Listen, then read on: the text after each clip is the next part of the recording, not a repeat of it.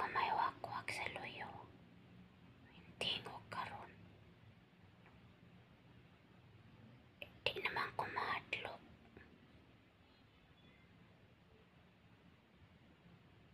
Basig sukaton ako ni ano. Kasi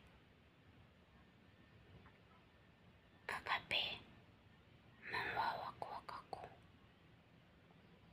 Hindi natuloy kasi hindi natuyo ang buhok ko.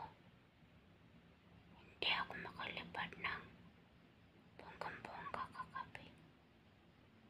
Tapos ngayon, siguro napanood niyo yung video ko. Kaya ngayon sinusundo niya ako. Baka.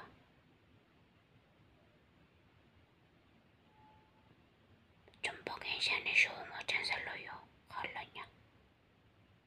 Pag kinamras nito ang bintana ko, andyan may bantay ako sa luyo si Shomo.